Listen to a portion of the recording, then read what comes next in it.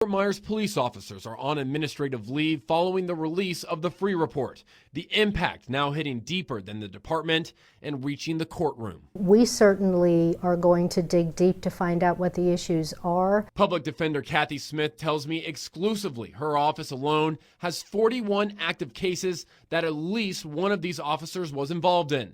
NBC2 has learned the majority are drug-related. We have some officers that are key in a particular case, and then we have other officers that look like that there were many other officers at the scene. It's not clear yet why these officers are suspended. FMPD declined to comment for this story, but Smith says finding out is her mission. She needs to know if it impacts her cases. We will find out through the course of the investigation what the allegations are against these officers, and if it's dereliction of duty, if it's misconduct as an officer, if it involves credibility issues. Those can really impact how a jury is going to see the testimony of those officers. Smith tells me any suspended officers in a case will be getting tough questions from her attorneys. Point blank, we're going to ask them what their involvement was, whether they're suspended, do they know what the allegations are, because they seriously could impact the credibility of an officer.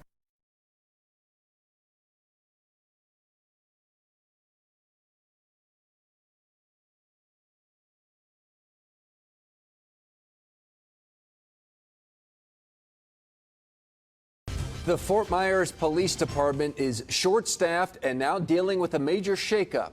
4 officers and possibly more all taken off duty the same day a scathing report was released to the public.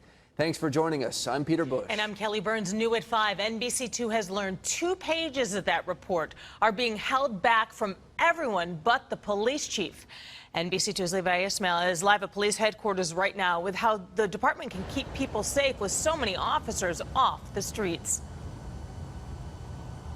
Well, one of the biggest concerns at this point is that we do not know how many officers ultimately will be put on leave because of the report that was issued yesterday. And now even more damning evidence is being put in the hands of Chief Diggs to try and figure out just how many more officers need to be off the streets as they figure out this investigation.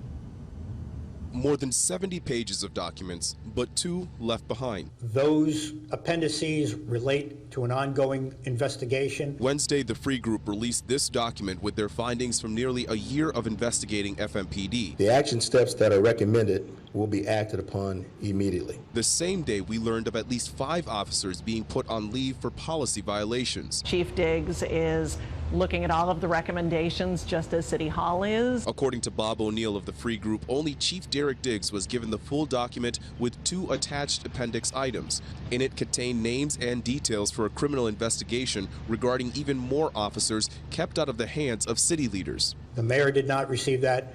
The city manager, city attorney, city council, no one received that. We know of 5 officers on leave, but even more could be on the way, putting extra burden on existing officers and the department. We have to remember when they're understaffed, a lot of things are based on budget. He can only hire when he's told to hire based upon the budget that they allot him. Then the second problem is finding qualified participants. Former Police Chief Hilton Daniels agrees. Crime that occurred in our community always needed additional, not only police officers, but investigators, detectives. Despite the city paying for these services, O'Neill says an exception to the Sunshine Laws makes it so important information regarding an ongoing investigation can be kept confidential. Now, Chief Diggs will be receiving those 2 documents here today in person. I did get a chance to speak with FMPD officers earlier and ask them to try and give us an idea of how many officers could be involved in all of this. They say at the moment they could not release any information regarding that because it is an ongoing investigation. Until then, we can just count on NBC2 to try and get you as much information as possible as we find out more about this investigation. For now, we're live in Fort Myers. Levi Ismail, NBC.